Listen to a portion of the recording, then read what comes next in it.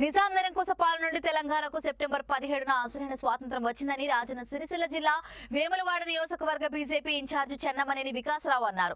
వేములవాడ పట్టణంలో ఏర్పాటు చేసిన మీడియా సమావేశంలో ఆయన మాట్లాడుతూ తెలంగాణలోని ఏ స్కూల్ కి వెళ్లినా తెలంగాణకు స్వాతంత్ర్యం ఎప్పుడు వచ్చిందని అడిగితే ఆగస్టు 15 చెప్తారని, తెలంగాణకు నిజమైన స్వాతంత్ర్యం సెప్టెంబర్ 17న వచ్చిందని విద్యార్థులకు తెలియజేసే విధంగా ప్రతి ఒక్కరూ కృషి చేయాలన్నారు. నిజాం పాలనలో తెలంగాణ ఎన్నో ఆకృత్యాలకు గురైందని, మహిళల పట్ల నిరంకుశంగా వ్యవహరించాలని, ఆదివాసులు సహా చాలా మంది అణచివేయబడ్డారన్నారు. సెప్టెంబర్ 17న ప్రధానమంత్రి నరేంద్ర మోదీ జన్మదినాన్ని పురస్కరించుకుని రక్తదాన శిబిరం ఏర్పాటు చేసినట్లు తెలిపారు. ఈ కార్యక్రమాన్ని బీజేపీ శ్రేణులు నియోజకవర్గ ప్రజలు విజయవంతం చేయాలని కోరారు. చాలా ముఖ్యమైన తేదీ. మనం ఇప్పుడు వేములవాడ టౌన్లో ఏదైనా స్కూల్కి వెళ్ళి పిల్లవాడిని భారతదేశానికి స్వాతంత్రం ఇప్పుడు వచ్చిందని అడిగితే టక్కు మన 15th ఆగస్ట్ 1947 అని చెప్తాడు. కానీ తెలంగాణకు స్వాతంత్రం ఎప్పుడు వచ్చిందని అడిగితే మాత్రము చెప్పలేరు చాలామంది. మరి ఈ పరిస్థితి మంచిది కాదు. తెలంగాణ ఆత్మగౌరవానికి మన తెలంగాణకు స్వాతంత్రం ఎప్పుడు వచ్చిందని తెలవకపోవడము, ప్రజలందరూ తెలవకపోవడం చాలా మరి మంచి విషయం కాదు. నిజాం పరిపాలనలో తెలంగాణ ఎన్నో అకృత్యాలకు గురైంది. నిజాం నిరంకుశ పాలనలో ఆదివాసీలు కావచ్చు, కొమరం భీం, రాజ్గోండ్ వీళ్ళందరూ మరి నిజాం పాలనలో అణచివేయబడ్డారు.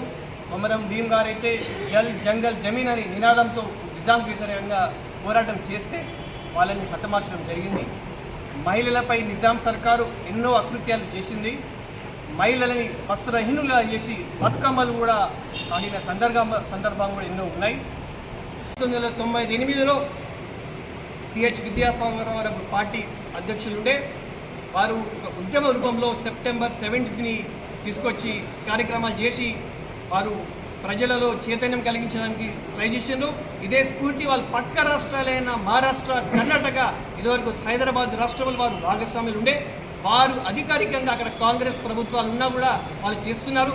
మరి ఇక్కడ గత 10 సంవత్సరాల్లో కేసీఆర్ కావచ్చు, ఇప్పుడు దాదాపు 2 సంవత్సరాల కాంగ్రెస్ గవర్నమెంట్ చేస్తలేదు, అధికారికంగా చేస్తలేదు.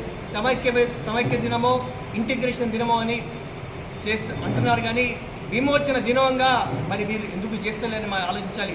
బహుశా ఇప్పుడున్న ఏఎంఎంఐఎం పునాదులు కాసిం రజ్వీ ఎంఐఎంతో ఉన్నాయి కాబట్టి వాళ్ళు బుజ్జగింపు రాజకీయాలకు, అసౌద్దీన్ ఓవైసీకి భయపడి కూడా వాళ్ళు చేస్తలేరని మేము అనుకుంటున్నాము.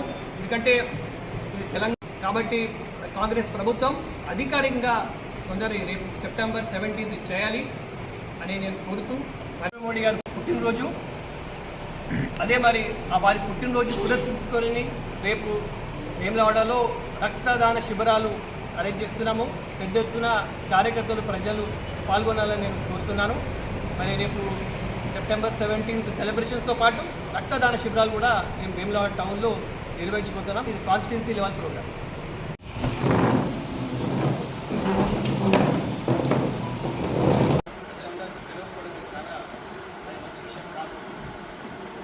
నిజాం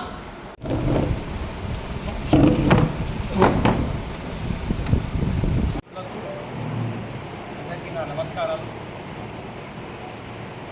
ఈరోజు